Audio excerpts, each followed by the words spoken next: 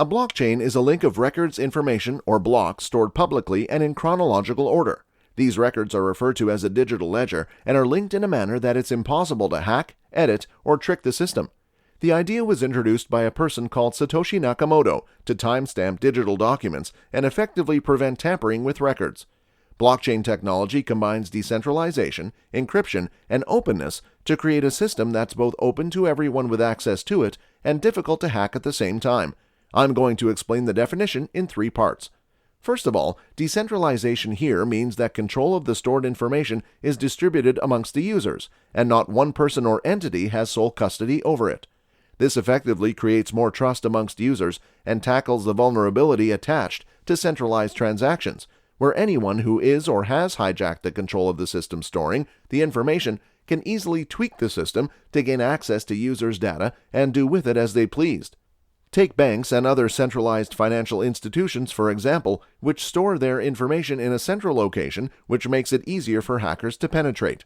But that isn't the case with a blockchain, because a tweak in the structure of the blockchain is only possible if there's a consensus mutual agreement amongst the network of computers storing separate but identical versions of the blockchain.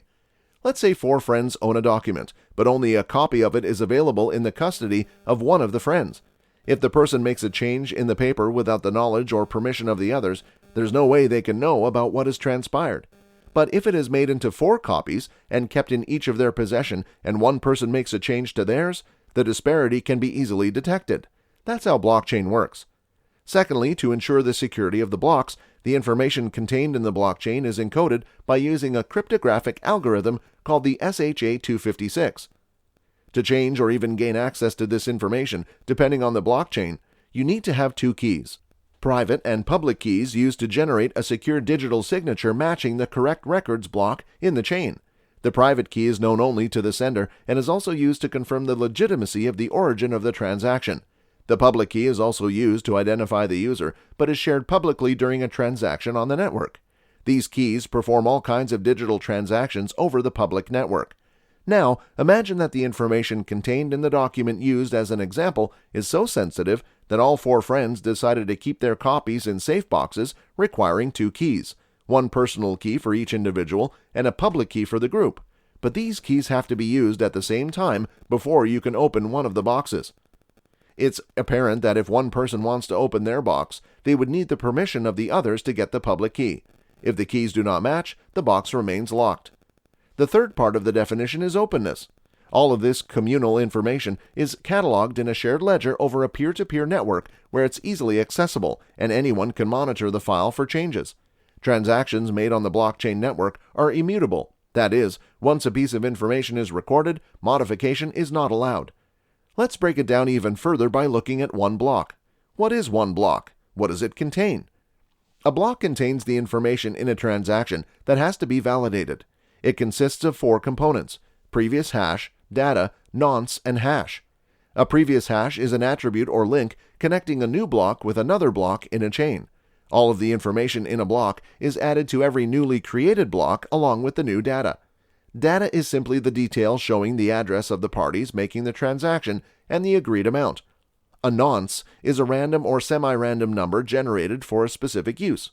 In blockchain, it is to vary the hash value output using proof of work to verify the transaction. The input value of the first 3 components produces an output value of fixed length called hash. The hash is the digital fingerprint of the new block created. That is, it's the identity of the new block. Before we end this video, let's look at a few situations where we can use blockchain technology. You can use blockchain technology for anything that requires a secure record. Most people confuse blockchain with Bitcoin by assuming it's interchangeable. That's a misconception. A blockchain is a transactional means, while Bitcoin is a cryptocurrency exchanged between users via blockchain technology. It has become apparent that the applications of blockchain technology can go far beyond just cryptocurrency transactions. I'll show you some situations where blockchain can be applied. Cryptocurrency. Let's start with cryptocurrency. Cryptocurrencies like Bitcoin, Litecoin, Ethereum, and Doge are exchanged using blockchain technology for secure, quick, and easy transfers at rates cheaper than what banks would have charged you if you were to use a bank for such a transaction. Government records. You can also use blockchain to store government records like marriage certificates, health records, business registrations, tax records, etc. Governments like South Korea and Dubai are already adopting this method of safekeeping. To track goods. Another application of blockchain technology is to track goods passing through the supply chain from producer to distributor. Walmart started looking into this technology after an incident in 2020 where a batch of lettuce tested positive for E. coli and a recall was issued. If the supply had been through blockchain, it would have been easy to pinpoint the particular batch that was bad instead of having to recall every lettuce sold during that period. In the same vein, if you are looking to buy a diamond and are skeptical about whether it is genuine or not, blockchain technology can track the movement of the diamond up to where it's mined.